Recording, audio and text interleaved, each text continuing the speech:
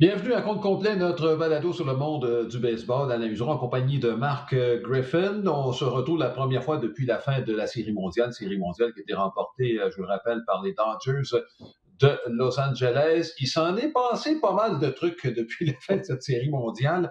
Marc, on va commencer par l'actualité chaude, c'est-à-dire là, on est en plein milieu du marché des joueurs autonomes. Dans un marché où on ne sait pas trop comment les meilleurs joueurs vont réussir à obtenir beaucoup d'argent. Moi, ce qui me frappe beaucoup, première des choses, Marc, c'est que je regardais la qualité des joueurs autonomes. Il y en a des très bons. Là. Et la plupart placent JT Realmuto en tête de liste. Bon, il y a Trevor Bauer avec lequel on pourrait avoir un argument, peut-être George Springer. Mais ce qui me frappe, Marc, c'est que la plupart ont 30 ans et plus. Est-ce qu'on va réussir à obtenir des gros contrats? Moi, j'en doute énormément. Et quel est le montant qui sera associé à ces joueurs-là? Le timing pas très bon pour cette cuvée de joueurs autonomes. Là. Non, non. Et lorsque tu parles de gros contrats, tu parles en termes de durée ou en termes Les deux, les deux. Ben, en fait, écoute, Alain, c'est Surtout en ça. durée, je te dirais. C'est évident que c'est pas évident. En fait, c'est évident que c'est pas évident, ça se dit bien, hein, mais effectivement, tu regardes la situation économique. On ne sait même pas s'il va y avoir des spectateurs en 2021. Il y a eu des pertes, évidemment, en 2020. C'est clair que ça ne sera pas facile. Par contre, ça a déjà un petit peu bougé. J'ai l'impression quand même que ces joueurs-là, dont tu as fait mention pour ajouter DJ LeMahieu dans tout ça, vont obtenir, Mm-hmm. évidemment, quand même un certain montant d'argent. Est-ce qu'on va briser la banque? Est-ce qu'on va battre des records? Assurément pas, selon moi. Mais les bons joueurs vont obtenir des bons contrats. Moi, ce qui me fait peur, Alain, c'est la tranche de joueurs juste sous celle dont tu as fait mention. Là, les joueurs qui ont 30 ans, mais que ce ne sont pas des joueurs nécessairement étoiles ou des joueurs qui vont faire la différence. Ça peut être je sais pas moi, un septième, huitième frappeur d'une formation, un quatrième voltigeur ou des choses comme ça. C'est là, j'ai l'impression que c'est cette catégorie de joueurs-là qui risquent, eux, vraiment d'écoper dans les joueurs autonomes de cette année. Et évidemment, Mm-hmm. ben, l'année prochaine, on verra ce qui suivra pour 2022. Mais certes, pour cette année, compte tenu encore une fois des risques, ça va brasser pas mal parce que c'est clair que chacune des équipes, c'est pas la même réalité là, qu'on découvre. Oui, j'imagine, Marc, pour renchérir sur ce que tu viens de dire, c'est la raison pour laquelle Robbie Ray a sauté sur l'offre des Blue Jays de Toronto, j'ai l'impression. Là. Ben, on a Robbie Ray, on a Ouais. les Braves qui ont bougé également. On a, tu sais, il y a quelques, Mhm. il y a des choses qui bougent un peu. C'est clair qu'on veut aller prendre la meilleure, moi je dirais ça, la meilleure offre ou le joueur qui serait plus susceptible de nous aider sans payer trop le gros prix actuellement. Mais ça va être un marché intéressant. Puis qui va oser? Est-ce que les nouveaux propriétaires des Mets, là, on vient de libérer 24 millions de dollars parce que M. Robertson Cano a décidé, lui, s'est fait prendre pour une deuxième fois, donc suspendu pour l'année 2021, alors sans salaire, ce qui veut dire que les Mets viennent d'économiser 24 millions, Alain. Et ça, est-ce que ça ouvre la porte à un DJ LeMahieu ou là, soudainement, on a le budget pour peut-être le signer pour aller chercher un joueur de deuxième but? Je dis ça comme ça. Donc, il peut y avoir plein de rebondissements, c'est clair, dans les prochaines semaines à ce niveau-là. Oui, je ne sais pas quelle est ton évaluation, toi, Marc, des joueurs autonomes qui sont disponibles. Là. J'aime beaucoup JT Realmuto, mais si on parle de potentiel offensif, j'ai l'impression que George Springer est devant et compte tenu de l'âge de Realmuto, qui peut être encore un bon frappeur pour quelques saisons, mais admettons que tu lui donnes 5 ans. Est-ce qu'il va être encore un receveur dans 5 ans? C'est quelqu'un qui a un physique quand même imposant. Je ne suis pas convaincu, moi, qu'il sera capable d'assumer autant de manches que voulu derrière le marbre. Donc, peut-être voué à jouer au premier but. Puis, Marc, tu le sais, les frappeurs de puissance qui n'ont pas de position, à moins d'avoir un rendement au-dessus de la moyenne comme un Freddie Freeman au cours de la dernière saison. Marc, ces joueurs-là, tu peux en trouver à bas prix. Donc, moi, ce que je me demande, en fait, si tu veux vraiment avoir le meilleur joueur en fonction de son rendement et de sa position en défense, je me demande si tu n'es pas mieux avec un George Springer. Ouais, écoute, la seule chose, c'est que c'est deux joueurs. Bon, si on parle de l'aspect offensif, oui, on peut les comparer. L'aspect défensif, c'est difficile à comparer parce que c'est deux positions complètement différentes. Oui, c'est la ligne du Oui. centre, mais ça reste que le receveur.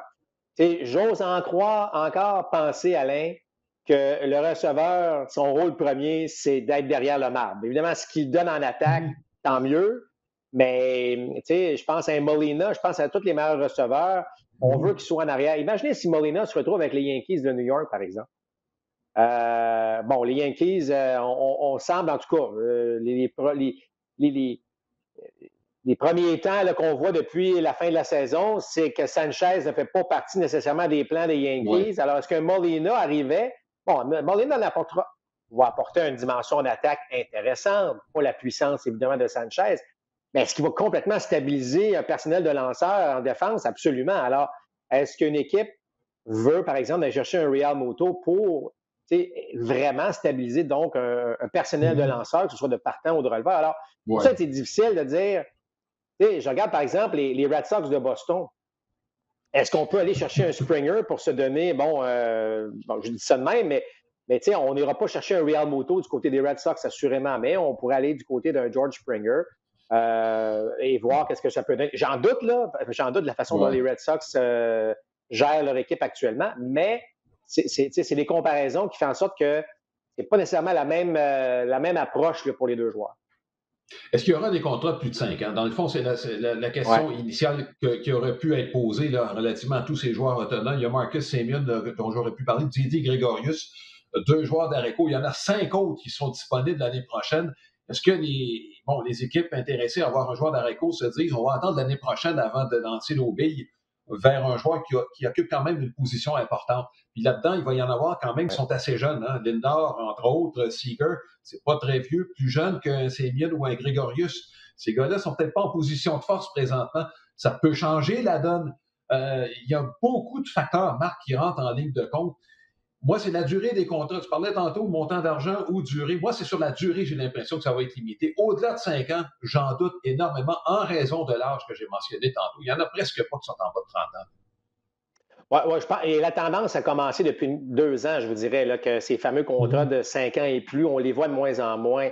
Par contre, Alain, compte tenu qu'on ne connaît pas encore quel genre de revenus on pourrait Ouais. avoir en 2021, est-ce qu'on pourrait mettre, par exemple, un Lindor, tu as mentionné son âge un peu plus jeune, bon, ou un Seager, on peut les mettre sur contrat pour 5 ans. La première année, le 2021, peut-être que c'est un salaire moindre. Tu sais, on peut jouer avec les chiffres compte tenu des risques, est-ce qu'on peut se dire, Mm-hmm. bon, ben, compte tenu de 21, on va donner un petit peu moins, en bas du marché peut-être même, mais je vais te garantir que Ouais. 22, 23, 24 et 25, là, je vais te donner évidemment un montant X, Y, Z. Donc ça, c'est pas impossible. Vous savez, Mm-hmm.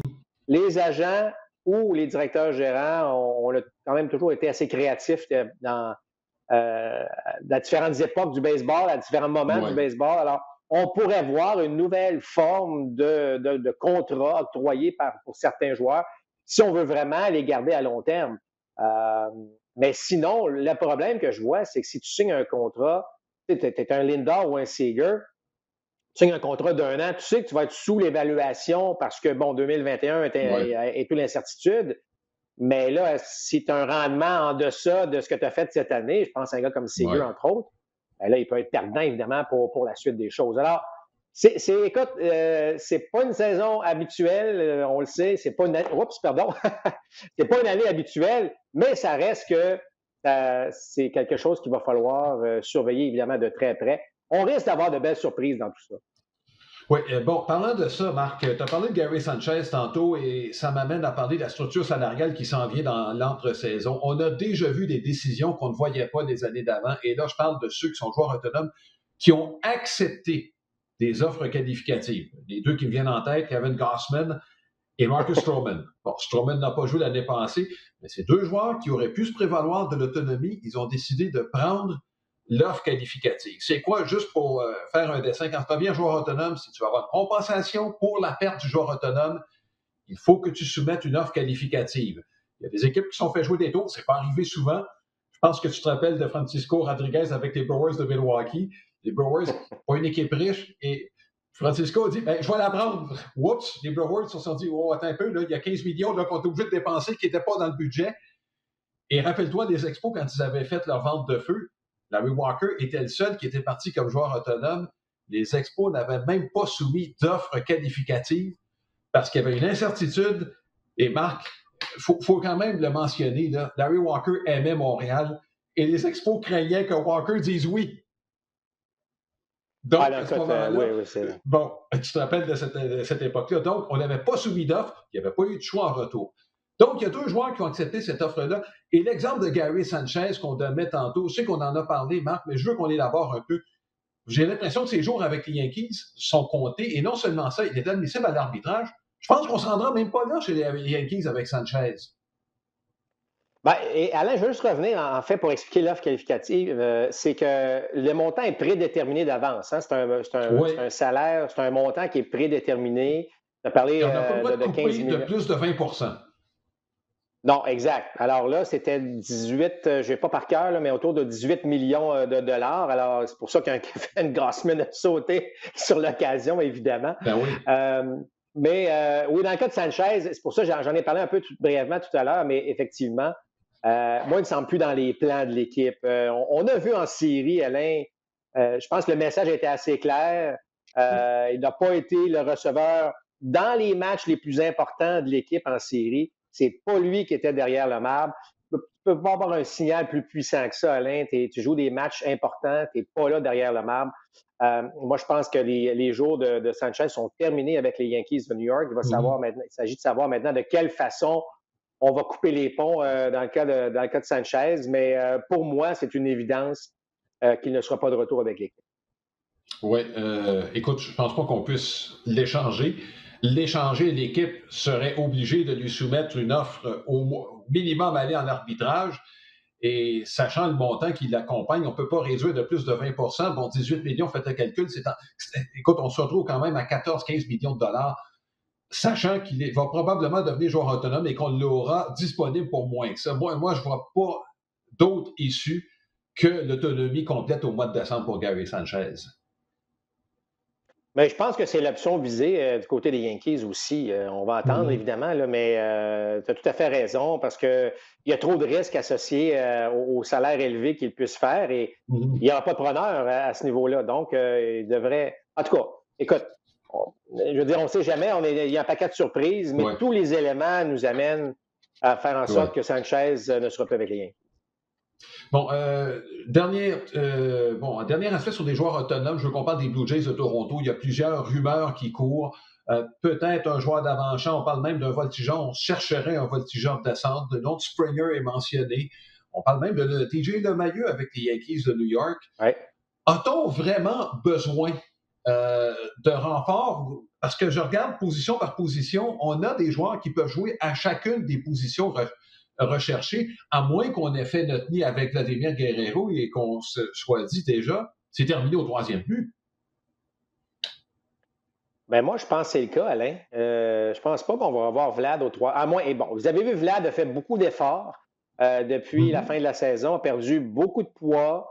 Par contre, c'est pas la première fois qu'il se lance dans un programme de perte de poids et que finalement, bon, petit à petit, ça reste pas ainsi. Donc, on espère, on le souhaite vraiment. Dans le cas de Vlad, ça va l'aider beaucoup, évidemment, s'il perd un peu de poids et qu'il puisse reprendre une certaine habileté au 3e. Mais moi, je pense que les Blue Jays ne comptent pas nécessairement là-dessus. On veut pallier à tout ça. On veut s'assurer que... Moi, je ne crois pas à DJ LeMahieu avec les Blue Jays de Toronto. En fait, je ne vois pas pourquoi. Je sais que Bijo est capable de jouer au champ extérieur, mais je ne suis pas sûr. Mais écoute, évidemment, s'il y a un intérêt, si tout est là, évidemment, les Blue Jays seraient une meilleure équipe avec LeMahieu dans leur formation. Mais je ne suis pas certain que c'est là qu'on devrait s'en aller. C'est encore au monticule, selon moi, qu'on pourrait aller vraiment trouver un peu d'aide pour... Il ne faut pas l'oublier, là, les Jays jouent dans la section des Yankees, des Rays. Les Red Sox, c'était leur pire saison en 2020. Bon, certes, rebondir. Alors, c'est pas une section facile, cette division S-là. Mais juste d'entendre et de savoir que les propriétaires, la direction des Blue Jays veulent être actifs, veulent bouger, veulent faire des choses. Moi, je trouve ça encourageant. Et puis, que ça se termine avec pas grand-chose, il y a quand même une volonté de faire des choses. Ouais. Puis si tu es un joueur d'organisation, ben c'est ce que tu veux voir. Tu veux voir une organisation qui veut trouver les moyens de s'améliorer. On a atteint les séries, même si on a passé par la porte d'en arrière avec la nouvelle formule des séries. On a quand même été des séries. Alors, il y a de quoi bâtir là-dessus du côté des Jays de Toronto. On a connu de bons bras, de bons jeunes bras dans cette équipe-là en 2020. Alors, moi, je trouve qu'il y a beaucoup d'espoir. Mais si on est capable d'ajouter un joueur d'impact, un joueur qui a de l'expérience, un joueur qui a gagné ailleurs, soudainement, les Bichette, les Bijo, les Guerrero, tout ce monde-là deviennent juste un peu meilleurs. Alors, c'est pour ça que il y a de l'intérêt du côté de la direction de bouger, d'aller chercher quelqu'un qui a gagné. Ça n'a pas de prix, ça, lorsque tu as un leader dans l'équipe qui a gagné, qui peut traîner les jeunes avec lui. On va parler maintenant de quelques changements dans les hautes directions et je pense que la nouvelle qui a fait le plus jaser, qui a fait couler le plus d'encre, c'était l'embauche de la première femme comme directeur général d'une équipe, Kim Hinge avec les Marlins.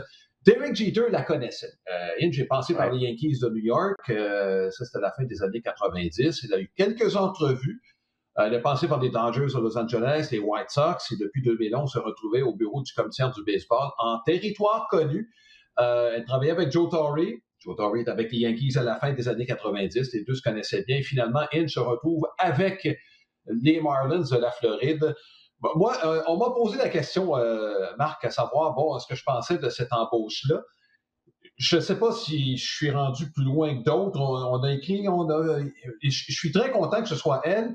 Et je suis content que ce soit basé sur des compétences. Donc, moi, connaissant son nom, et Marc, je suis convaincu que tu avais vu son nom circuler auparavant également, que ce soit avec les Dangers ou ailleurs, et qu'elle soit embauchée sur ses compétences, moi, j'en suis ravi, et qu'elle soit une femme ou non, ou encore, si on parle on parle aux États-Unis, ici, on parle de racisme à certains endroits.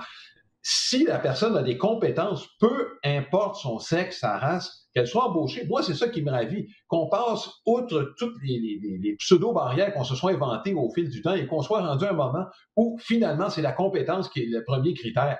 Moi, c'est ça qui me ravit de plus. Ma réaction, si c'est la meilleure personne, tant mieux. Et Derek Jeter la connaît. Donc, c'est parce que c'est un plus-value pour l'équipe qui l'embauche. Point final. Écoute, absolument, Alain, et je te disais que non seulement ça fait du bien de voir ça, mais il était temps parce que elle a été approchée à plusieurs reprises au cours des dernières années, mais elle avait toujours terminé deuxième. Pourtant, tu regardes, tu parles de la feuille de route, c'est assez impressionnant. Là. Tu regardes la feuille de route à tous les niveaux, les gens qu'elle a côtoyés au fil des années avec les Yankees, les Dodgers, tu l'as mentionné, le baseball majeur, les programmes qu'elle a créés, les relations qu'elle a créées aussi avec non seulement les joueurs, mais les hautes directions de certaines équipes. Alors, c'est clair. Moi, je trouve ça très, très bon pour le baseball, très bon pour elle, très bon pour les femmes dans le baseball, dans le sport. C'est une bonne nouvelle à tout point de vue. Et tu l'as dit, c'est pas parce qu'on veut embaucher quelqu'un là, pour faire différent. Non, c'est vraiment ses compétences d'administratrice baseball qui a fait toute la différence.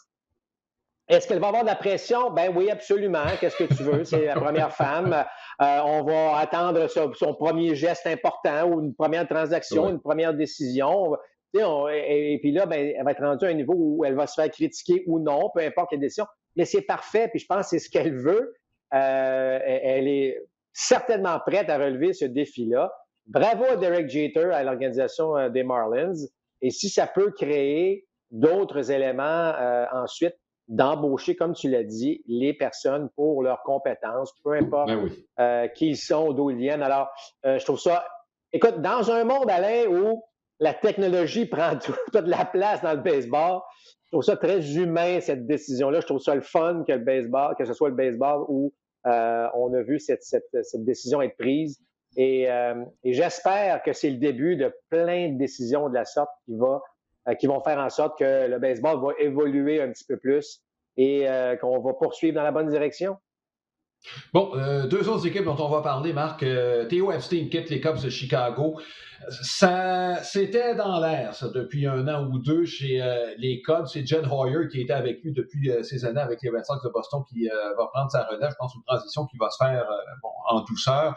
Que fera Theo Epstein? C'est même pas certain qu'il va demeurer dans le monde du baseball, mais je peux te confirmer, je peux assurer, pas confirmer, mais je suis certain qu'il y a une coupe de téléphone de la part d'autres organisations parce qu'il a une feuille de route absolument sensationnelle. Série mondiale, ce gars-là s'en va à Cooperstown éventuellement. Je pense pas que ça change grand-chose, c'est des Cubs de Chicago. Sauf ce qui m'intrigue un petit peu, Marc, c'est que, bon, il a peut-être délaissé un peu ses fonctions au cours des deux dernières années. C'est Hoyer là, qui était celui qui prenait les décisions. Le réseau de filiales des Cubs, ça fait une couple d'années qu'on n'a pas eu grand-chose, Marc, et ça commence à paraître. Là. Ben, écoute, il a mentionné lors de son embauche même, là, il y a quelques années déjà, mais il avait mentionné, vous savez, habituellement, 10 ans, lorsqu'on est à la barre d'une équipe une dizaine d'années, souvent, c'est pas une mauvaise idée de quitter, de séparer tout ça pour avoir des nouvelles idées. Donc, il maintient un peu ce qu'il avait mentionné à l'époque. Et comme tu le dis, je pense pas que ça va changer grand-chose. En fait, dans la transition. Par contre, est-ce que ça veut dire que du côté des Cubs, on va délaisser quelques joueurs? Est-ce qu'on va délaisser un peu de contrat? Est-ce qu'on va épurer un petit peu dans ça? C'est pas impossible parce que je pense pas que c'est dans cette direction-là que lui voulait s'en aller. Alors, c'est pour ça qu'à un moment donné, d'après moi, on va couper les ponts. Alors, j'ai comme peur, moi, que les Cubs décident que, bon, cette ère-là, on l'a essayé, on a gagné une série mondiale, bravo.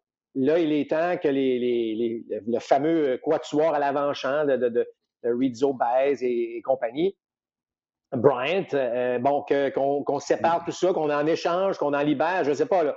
Alors, je m'attends peut-être à certaines décisions de ce côté-là des Cubs de Chicago. Mais là, ironiquement, Alain, oups, il y a un poste qui devient vacant avec les Padres de San Diego. Les Padres qui sont dans une bonne séquence, qui s'en vont dans la bonne direction. Pas surpris, moi, que Theo Epstein se retrouve rapidement un emploi, même s'il a mentionné qu'il pensait pas être autour des terrains en 2021. Si l'offre est intéressante, nouvelle organisation, nouveaux défis, belles choses qui s'en viennent à San Diego, j'ai comme l'impression qu'il pourrait avoir un appel de passé de ce côté-là. Oui, c'est pas impossible. Là aussi, il y a un petit peu d'ouvrage à faire. On le mentionnait, Marc, c'est une belle équipe, les Padres, mais ce qui était pas inquiétant, mais ce qui nous faisait sourciller un peu, c'est le fait que sur le terrain des Padres, il n'y a pas beaucoup de joueurs qui étaient issus de leur propre organisation. On a fait de très bonnes transactions, là, des transactions judicieuses. Sauf que faut que le réseau de filiales fournisse. Et bon, Tatis, c'est pas un gars de leur réseau. Il a été élevé avec les Padres, mais on l'a obtenu dans un échange avec les White Sox de Chicago. Donc, il y a peut-être de l'ouvrage à faire là, chez les Padres de ce côté-là. Ah, bien, assurément, Alain. Il n'y avait aucun des 9 joueurs partants là, qui faisait partie, évidemment, de l'organisation. En fait, qui était issu de l'organisation. Alors, c'est clair qu'il y a Écoute, c'est drôle, hein, parce que là, je remonte à mes années de joueur. Les Padres n'avaient pas la réputation de développer tant que ça. En fait, on tentait des choses, mais on ne développait pas de temps. Et 25 ans, 30 ans plus tard, on est encore dans le même constat. Il est peut-être temps que ça change parce que on a une belle équipe, on a une jeune équipe, mais Alain, si on veut que la roue continue à tourner, il va falloir développer pour amener des jeunes qui vont venir faire la transition éventuellement lorsque les Machado ou les Hosmer vont quitter éventuellement. Donc, c'est non négligeable le développement au niveau des filiales. Parlez-en aux Rays. Les Rays, on va encore les placer parmi les équipes de tête l'année prochaine parce qu'il y a des joueurs qui poussent. Les Wander Franco qui sont en train de démolir les ligues d'hiver présentement, ben, ils vont faire partie de la formation. Donc, c'est pour ça que c'est tellement important de développer. Bon, et l'autre équipe dont je voulais qu'on parle, Marc, les Mets de New York, et dans ta tête, quand j'ai vu le ménage qu'on a fait avec les nouveaux propriétaires, je t'ai entendu crier de la Rive-Sud de Montréal disant il était à peu près temps. Je pense qu'il y a un changement de philosophie important qui devait s'opérer chez les Mets de New York. Ça fait des années. Il faut même parler, quand on a atteint la Série mondiale, un bon personnel de lanceurs, mais des drôles de décisions. On a l'impression qu'il y a toujours quelque chose qui vient distraire une machine qui semblait pourtant destinée à finir parmi les bonnes équipes de la Ligue nationale. Puis, bref, il y a tout le temps quelque chose qui vient faire en sorte qu'il y ait un pneu qui éclate pendant qu'on roule. Je pense qu'on a voulu mettre un terme à ça, puis repartir, non pas à neuf, parce qu'il y a quand même des trucs intéressants chez les Mets de New York, mais je pense qu'un virage important là, était nécessaire dans cette organisation-là. Puis là, tout le deuxième étage, on a jeté ça dehors et pour repartir là, sur, en fait, une nouvelle philosophie à tout le moins. Moi, j'ai trouvé ça très rafraîchissant, là. Tous les commentaires qui ont été faits, la venue du nouveau propriétaire. Tu vois que j'ai entendu des choses que j'avais jamais entendues de la bouche de la haute direction des Mets. On s'en va vraiment, en tout cas, j'ai l'impression qu'on s'en va dans la bonne direction. Puis je vous dirais même que la nouvelle de Robinson Cano, qui au début, je me dis, bon, encore une nouvelle des Mets de New York, un joueur qui teste positif une deuxième fois à Robinson Cano, mais force d'y penser, Alain, c'est une bonne nouvelle. C'est 24 millions de dollars que tu libères. Un gars mais tu sais que Robinson Cano, on l'a encore pour 2022 puis 2023 à coût de 24 millions par année. Alors, on va être pris avec en 2022, mais au moins en 2021, on vient de libérer un peu d'argent. Donc, finalement, c'est une autre bonne nouvelle pour les Mets de New York, tout ça. Et j'ai hâte de voir. Moi, en tout cas, si j'étais joueur d'organisation, ce que j'ai entendu au cours des dernières semaines m'encouragerait énormément. Puis c'est pas surprenant que Marcus Stroman, on en a parlé rapidement tout à l'heure, que lui a accepté l'offre qualificative pour se retrouver à nouveau avec les Mets. Il y a des belles choses. Moi, je pense que on vient de s'enlever beaucoup de pression. Puis c'est rien contre la direction qui était là juste avant, parce que ça a toujours été comme ça avec les Mets depuis 25-30 ans. Là, j'ai l'impression, en tout cas, les premières bases qu'on a vues de cette nouvelle direction-là semblent vraiment bonnes, semblent intéressantes. On va laisser le temps à l'organisation de placer ses pions à gauche, à droite. Mais, en tout cas, moi, si j'étais un Jacob deGrom ou un Noah Syndergaard, je trouve que c'est très encourageant ce qui se passe et ça me donnerait, j'aurais comme une motivation additionnelle à me présenter au camp d'entraînement en bonne santé pour partir la prochaine saison. Tu sais, chez les Red Sox de Boston, on a parlé pendant longtemps de la gang de Babe Ruth. Je pense que chez les Mets, il ne faudrait pas attendre la gang de Bobby Bonilla. Il ne faudrait pas attendre que son contrat prenne fin pour finalement se mettre à gagner parce qu'on en a pour encore une petite dizaine d'années. Bonilla qui doit recevoir à chaque 1er juillet encore son million jusqu'à c'est 2032, je pense. Là. Mais bref, je pense que c'est le genre de contrat que la nouvelle direction va peut-être essayer de régler. En tout cas, Marc, on va aller sur le terrain. D'autres changements. Écoute, le retour de Tony La Russa, il faut bien le mentionner, là, ça a fait sourciller pas mal de monde. En plus, si on tient compte que les White Sox semblaient au courant qu'ils avaient été arrêtés pour conduite en état d'ébriété, c'est doublement surprenant cette embauche, compte tenu des tendances actuelles des gérants qui prennent moins de décisions qu'ils en prenaient. Moi, Alain, je la comprends pas. Je vais le dire, là, je la comprends pas. Puis Tony La Russa a connu une carrière extraordinaire. Il a fait de bonnes choses. C'est un gars membre du Temple de la Renommée. Vraiment, il a eu une carrière exceptionnelle en tant que gérant. Mais c'est terminé. On a passé à autre chose. On est ailleurs. Et écoute, Alain, je ne vois pas comment La Russa va s'implanter dans ce baseball moderne-là, avec beaucoup de décisions prises avant les matchs, qu'on aime ou qu'on n'aime pas. Tout ce qui est derrière tout ça. Puis, je ne sais pas si tu as entendu les commentaires qu'il a fait lorsque le policier l'a arrêté, mais il a dit, écoutez, vous ne me connaissez pas. Puis, il a essayé de vendre sa salade. Moi, en tout cas, je sais, là, puis la planète baseball, là, on a critiqué énormément les White Sox de cette décision-là. Je trouve ça de valeur parce qu'on est vraiment dans la bonne direction du côté des White Sox. Là, on est tout près de vraiment là, créer quelque chose de le fun dans cette division centrale de l'américaine.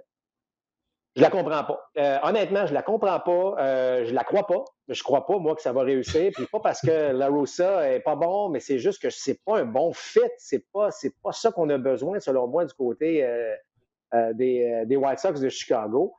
Je leur souhaite que ça fonctionne, mais personnellement, j'aime pas ça. La Russa a toujours eu des petits problèmes de communication, puis on sait que dans le baseball aujourd'hui, ben, les joueurs aiment ça parler, on aime ça savoir qu'est-ce qui se passe, on aime ça connaître nos rôles.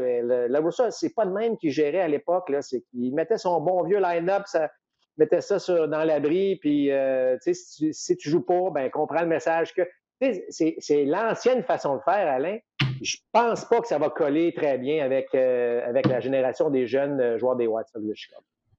Ben, j'imagine que tu as lu ce que Tim Anderson a mentionné, tu sais, la Russa qui est un petit peu beaucoup conservateur et pas très en faveur de l'expression démonstrative, si je peux dire, un pléonasme, mais c'est quand même, je pense, approprié de parler de la façon dont les jeunes réagissent aujourd'hui. Tim Anderson fait partie de cette nouvelle génération-là. Et Anderson qui a dit, moi, je ne changerai pas. Je suis quelqu'un d'émotif, puis quand je fais un bon coup, ben, je veux que ça paraisse. Ce que de ce côté-là, il y a beaucoup de latinos quand même avec les White Sox de Chicago. J'en vois pas Alain honnêtement, là, outre le fait que la feuille de route de La Russa, il a déjà gagné, comme je l'ai dit, c'est extraordinaire ce qu'il a fait, c'est parfait, mais on est ailleurs aujourd'hui, Alain. Écoute, il y a quel âge La Russa? 77 ans ou 76? Il est plus proche de 80 que de 70. Là. Bon, alors, écoute, je veux dire, c'est correct, c'est leur décision, mais moi, je la comprends pas, je la trouve pas très bonne, puis je vois pas comment on va rallier le genre de joueurs qu'on a autour de cette équipe-là. Anderson en est un, mais je regarde ce que Moncada peut faire, je regarde Luis Robert qui arrive, c'est des joueurs énergiques qui ont besoin de s'exprimer d'une façon. Écoute, je veux dire, tant mieux si ça fonctionne, mais au mois de novembre 2020, là, j'aime pas cette décision-là. Bon, Marc, deux autres embauches. Joey Cora qui revient, en fait, son défi sera autre que lorsqu'il est arrivé avec les Red Sox de Boston, Marc. Moi, ce que j'aime pas dans tout ça, c'est qu'on a sacrifié un bon instructeur que tu as bien connu, Ron Radicki, malheureusement, qui a été sacrifié pendant un an. Je pense que c'était dans les plans des Red Sox de ramener Joey Cora. Pas Joey, mais Alex, son frère. Là. Je ne sais pas ce qu'on va faire parce que les lanceurs, est-ce qu'ils vont être meilleurs l'année prochaine? On va peut-être compter sur le retour d'Eduardo Rodriguez. Chris Sale ne lancera pas pendant un bon moment. S'il lance, le personnel de lanceur, ça va être encore un défi chez les Red Sox de Boston, à moins qu'on embauche Trevor Bauer, mais comme tu le mentionnais, la nouvelle direction des Red Sox de Boston s'en ira pas avec de l'argent lancé par les fenêtres envers les joueurs autonomes. Donc, on va être patient du côté des Red Sox. Mais je pense que le défi est plus loin que ça, Alain. C'est-à-dire que la question est de savoir pourquoi ramener Alex Cora. Il y a AJ Hinch qui s'est trouvé un emploi, Cora qui s'est trouvé un emploi. Avec les Tigers. Donc, autrement dit, là, ce scandale de tricherie a coûté 5 millions de dollars, une coupe de choix au repêchage. That's it, là. Je veux dire, s'il y avait une saison où tu te dis, je vais avoir une suspension d'un an, ben c'était bien 2020, là, il ne s'est pas passé grand-chose. On a joué 37 % de la saison. Moi, je trouve que le baseball, Alain, dans tout ce dossier-là, puis on pourrait remonter au dossier des stéroïdes, mais on a manqué de rigueur. On a manqué vraiment notre coup pour faire en sorte que le baseball peut être plus propre. J'aurais aimé ça qu'on soit beaucoup plus sévère. Oui, tu as le droit à une deuxième chance, absolument. Mais j'aurais aimé ça qu'on soit beaucoup plus sévère parce que là c'est un petit peu la risée. Là. Puis là, on va en parler tantôt, là, mais là, c'est le tour du temps de la renommée qui s'en vient. Là. On a les fameux votes qui sont sortis, les joueurs, enfin pas les votes, mais les joueurs qui sont sortis qui vont être admissibles cette année. Puis là, c'est le débat encore de Bonds, puis de Clemens et compagnie. Mais Colin, ce que les Astros ont fait, là, c'est scandaleux. Puis, à la limite, il y a des gens qui comparent ça même à Pete Rose. Bon, peu importe. Ce que je veux dire par là, c'est qu'on fait quoi avec tout ça? Là? C'est comme, OK, ben, ils ont servi leur suspension, puis c'est terminé, puis on continue, puis c'est comme si rien s'est passé. Fait que je trouve que le baseball a été mou dans leur prise de décision là-dessus au cours des dernières années. Puis là, on est tous pris avec, est-ce qu'on met Bonds puis Clemens au temps de la renommée? Mais est-ce que Rose est encore suspendu? Mais pourtant, lorsque un frappeur sait quel tir qui s'en vient, selon moi, ça c'est encore plus un avantage que d'avoir des gros muscles, mais d'espérer de frapper une balle par-dessus la clôture. Alors, tu comprends? Je trouve que là, on a mélangé beaucoup de patentes. Puis, je suis pas convaincu, moi, que c'est une bonne chose que Cora soit de retour. Puis, pas parce qu'il est pas bon. Moi, j'adore Alex Cora. Rappelle-toi qu'il avait été embauché. Moi, j'ai trouvé que c'était une embauche. Ça avait été Ouais. très intelligent par la part des Red Sox. C'est une tête de baseball. Par contre, ce qu'il a fait, ben, puis d'ailleurs, c'était lui qui était la tête de tout ce Ben oui. scandale-là. Je ne sais pas si c'est bon pour les Red Sox. Je ne sais pas si c'est bon pour les Red Sox d'avoir encore cette attention-là l'année prochaine, parce que ça va refaire surface, évidemment. Donc, je suis déchiré, moi, de voir ça. Là, je parle en général pour le baseball. Je parle pour le bien du baseball. Je trouve qu'on est encore dans des zones plates, là, des zones de l'époque des stéroïdes. Est-ce que c'est un vrai record de circuit Barry Bonds? Est-ce que c'est une vraie série mondiale, celle des Astros? Puis personne n'a vraiment été puni dans tout ça, au point où on sait qu'il y a personne. Pete Rose, là, ça a été très sévère. Mais à ce que je sache, il n'y a pas grand monde par la suite qui ont parié sur des matchs de baseball parce que la suspension a tellement été sévère. Alors, je ne vais pas mettre tout ça dans le même panier. Je vais juste dire que je pense que le baseball devrait trouver un moyen de reprendre un petit peu plus, en fait, d'avoir un peu plus de rigueur dans ce genre de décision-là pour qu'on ait un sport qui est beaucoup plus propre et beaucoup plus intéressant à ce niveau-là, de toujours avoir chaque année encore des doutes, puis des doutes, puis des doutes. Il y a deux choses que je vais dire à ce propos, Marc, et on va parler tout après du temps de la renommée, puisqu'on est dans ce bateau-là, si on veut. On a beau parler du fait que le football est devenu très populaire, le baseball a toujours été mis sur un piédestal et les standards qu'on demande au baseball sont très différents de tous les autres sports aux États-Unis, Marc. Ça demeure encore et la place que le baseball occupe est encore presque sacrée là, dans le cœur des Américains, qui est le sport national.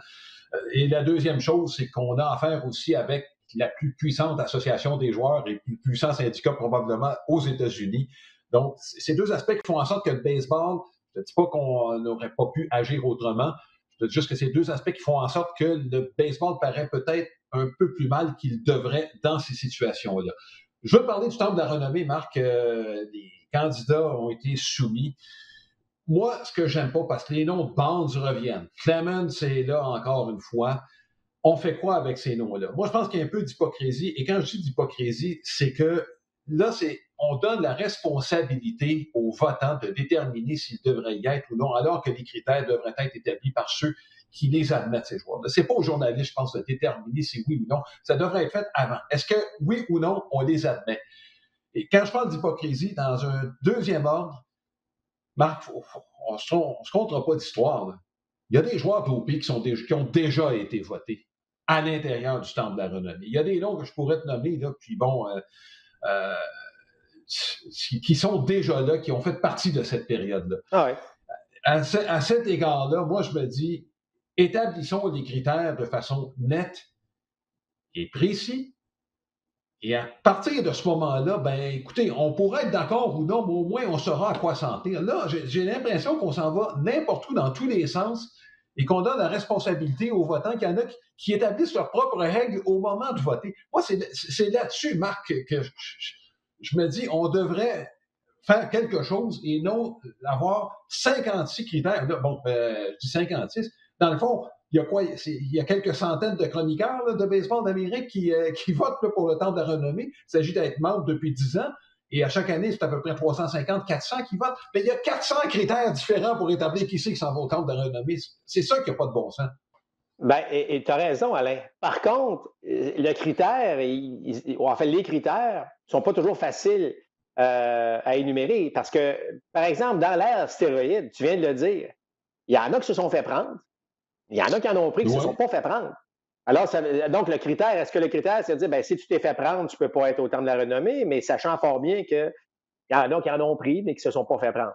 Tu sais, fait que t'es comme pris avec ça. Même si c'est un critère très précis, je ne suis pas certain que. Mais tu as raison là, de mentionner qu'il faudra avoir quelque chose d'un petit peu plus, peut-être, comment je dirais, là, de façon plus précise, en tout cas, de se retrouver avec des critères. Mais ça reste que Tu sais, Bud Selig est au temple de la renommée. Bud Selig était le commissaire durant l'ère stéroïde. Alors, s'il y en a un qui a fermé les yeux à la course Maguire-Sosa pour que le baseball reprenne vie, eh bien Bud Selig. Oui. Mais Bud Selig, il est au temps de la renommée. Donc, lui qui dirigeait le baseball, c'est correct qu'il soit au temps de la renommée, mais que pendant ce temps-là, les Maguire-Sosa qui.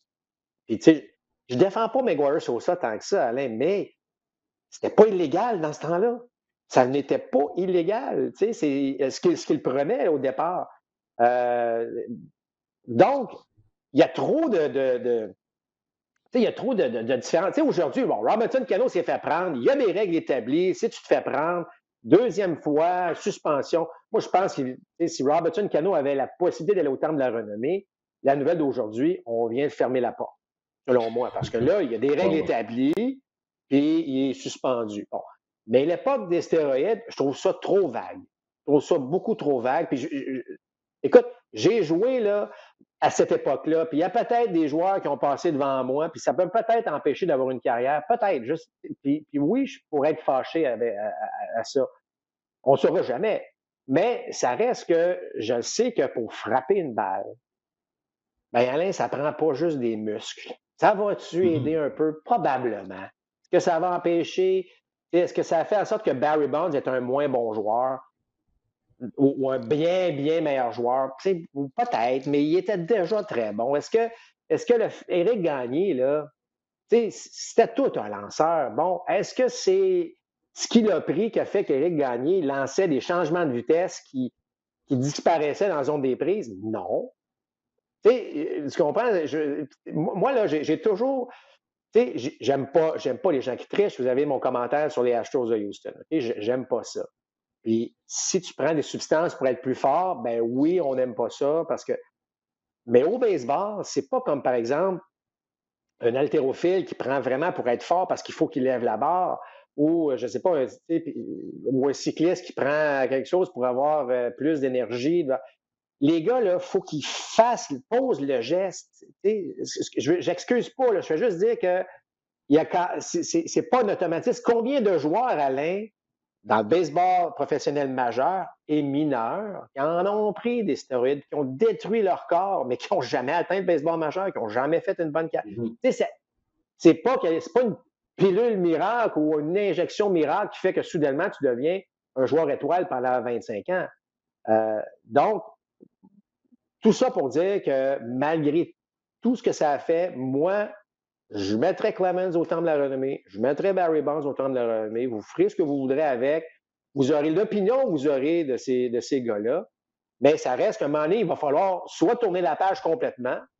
Mais moi, je pense que si on ne veut pas être hypocrite, il faut les admettre. Parce qu'il y en a qui ont été admis puis qui en ont pris. Puis je ne vous dis pas que ceux qui ont été. Tu sais, comme là, Alex Rodriguez, officiellement, a été pris, a même été suspendu par le baseball majeur. Bon, est-ce que ça, c'est un des critères, Alain, qui fait en sorte que.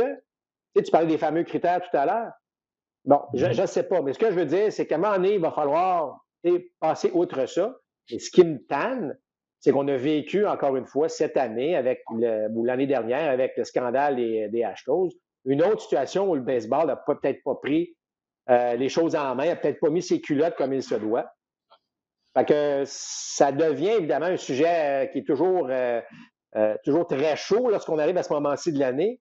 Mais à un moment donné, il va falloir passer à autre chose. Puis, je veux dire, pourquoi mettre un record avec un astérisque lorsque on ne sait pas vraiment puis comment ça allait aider? À un moment donné, on va toujours se poser la question. Mais je termine en disant ceci. Par contre, avec tout ce qui se passe, ce qui est temps à un moment donné que Pete Rose ait sa chance, là, cette fameuse deuxième chance, bien ça sera un autre débat. Mais moi, je pense qu'à un moment donné, il faut être cohérent dans nos décisions.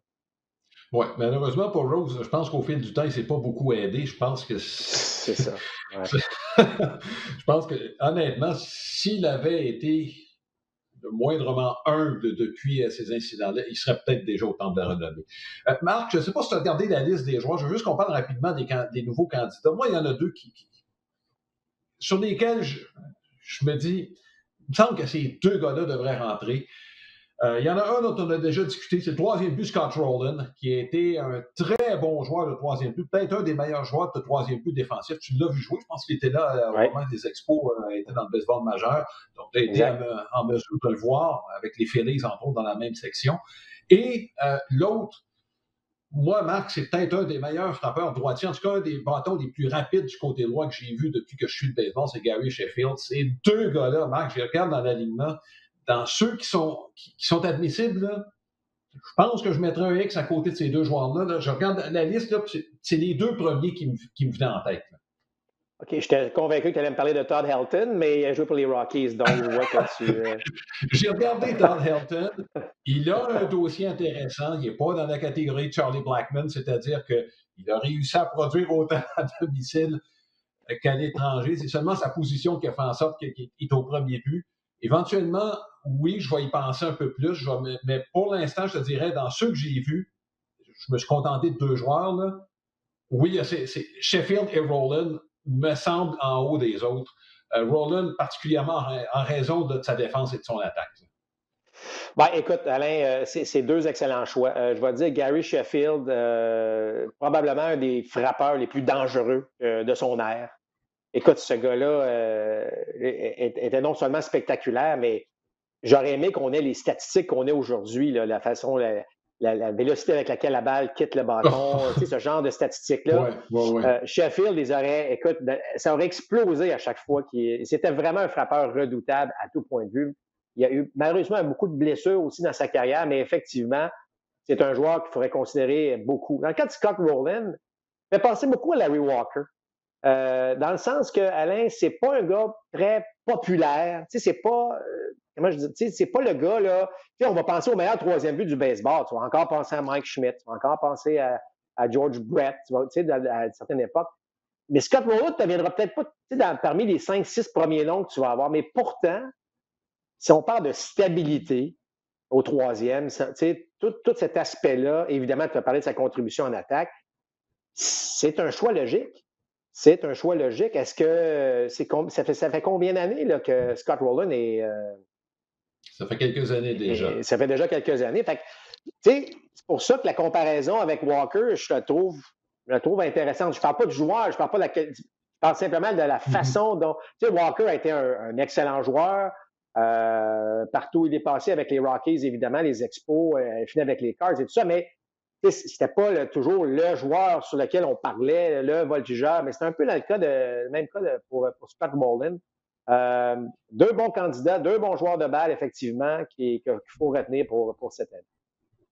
Bon, on va finir, Marc, en analysant peut-être les choix des chroniqueurs là, sur les différents honneurs annuels. On va commencer par le joueur le plus utile à son équipe, qui est le titre le plus important. Tu l'avais mentionné, Freddie Freeman, c'est lui qui facilement l'a emporté dans la Ligue nationale. Je pense que c'est un très bon choix.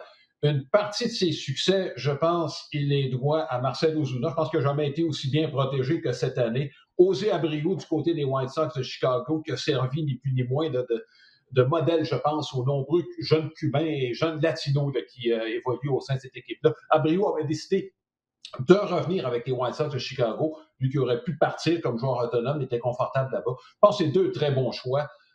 Les deux qui ont été d'ailleurs choisis là, aisément là, dans leur ligue respective.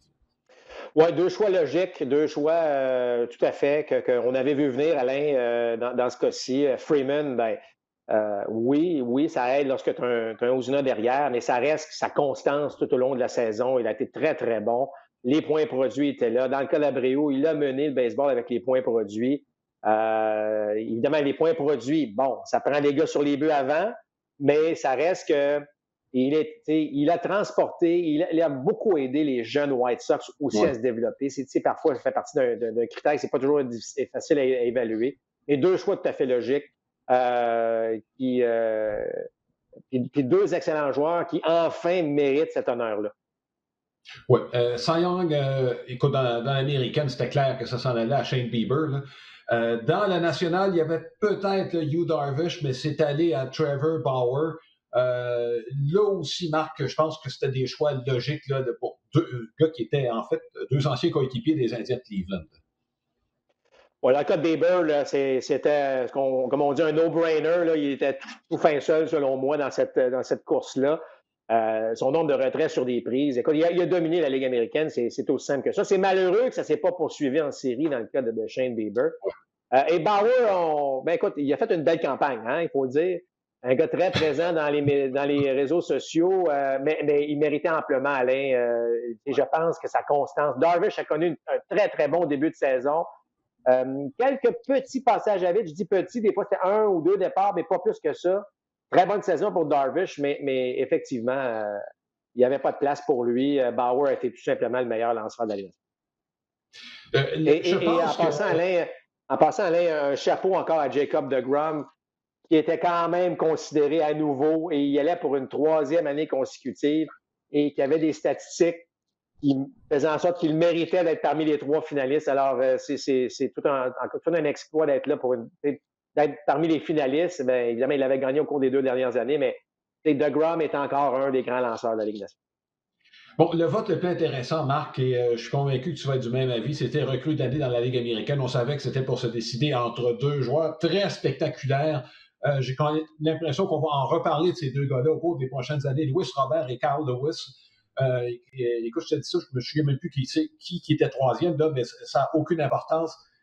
On se doutait que c'était ces 2 gars-là. C'est Carl Lewis qui l'a emporté finalement. Luis Robert qui a peut-être manqué de constance à l'attaque, ce qui lui a coûté le titre de recrue de l'année. C'est 2 athlètes hors pair. Dans la nationale, écoute, Devin Williams a eu une saison historiquement bonne là, avec les Brewers de Milwaukee. On savait que ça s'en allait de ce côté-là. Mais Robert et Lewis nous ont donné du très bon baseball et spectaculaire en plus. Oui, tu as raison de mentionner que c'est 2 gars on va se rappeler, évidemment, qu'on va voir grandir dans le baseball parce qu'ils vont être là pour longtemps. Lewis, évidemment, un petit peu plus de puissance. Son MPP était meilleur, moins de retrait sur des prises. À un moment donné, tout ça fait en sorte que ça a compté dans le cas de Lewis. Mais si on avait dit que c'était Luis Robert, je pense qu'il n'y a personne qui aurait dit, ben là, il y en a un qui s'est fait voler. Là. Je veux dire, c'était un ou l'autre.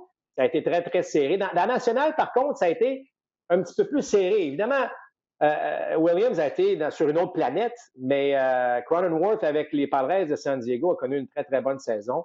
Et également la jeune recrue des Phillies de Philadelphie au 3e coussin qui a été excellent. Donc, ça aurait pu être plus serré. Et moi, j'ai un peu de misère des fois, Alain.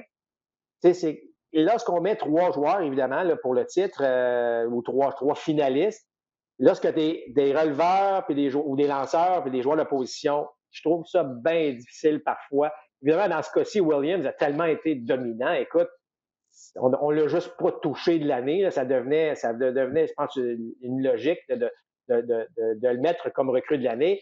Mais ça reste que parfois, j'aime ça, moi, séparer les lanceurs et les joueurs de position. Je trouve ça des fois difficile lorsque les 2 se retrouvent dans la même catégorie. Et d'en choisir un vis-à-vis l'autre, je trouve que parfois, c'est un peu plus déchirant.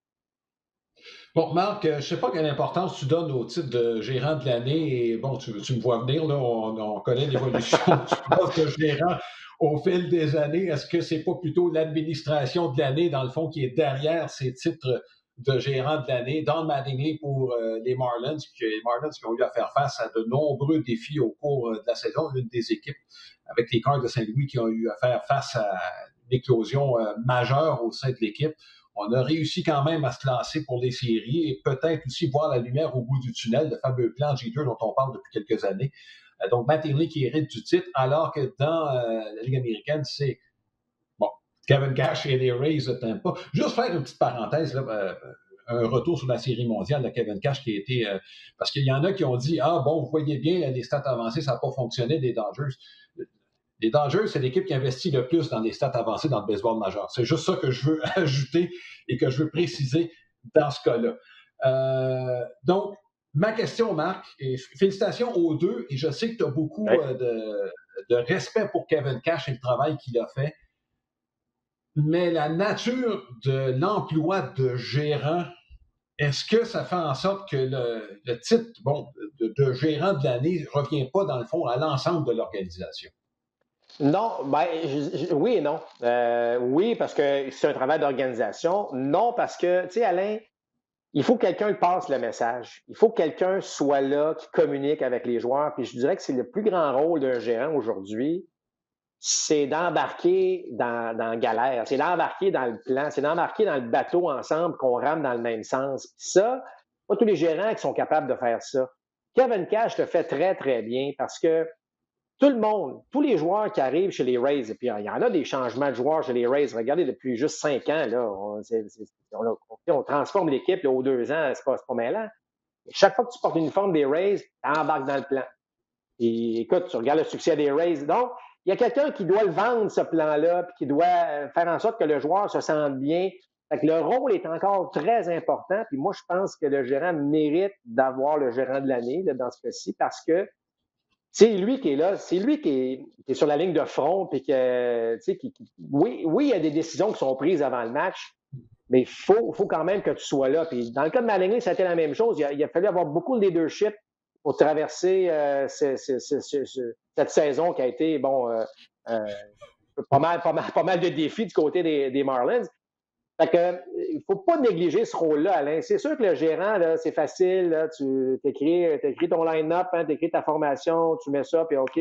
C'est pas juste ça. Il y a bien d'autres aspects. Puis je pense que ça fait du bien que les gérants qu'on puisse voir que ces gérants-là font en sorte, évidemment, que le plan de l'organisation fonctionne et qu'on fasse en sorte que ça se déroule sur le terrain de bonne façon. Donc, je ne suis pas prêt à dire que c'est un titre qui est moins prestigieux maintenant, compte tenu que c'est un travail d'équipe davantage.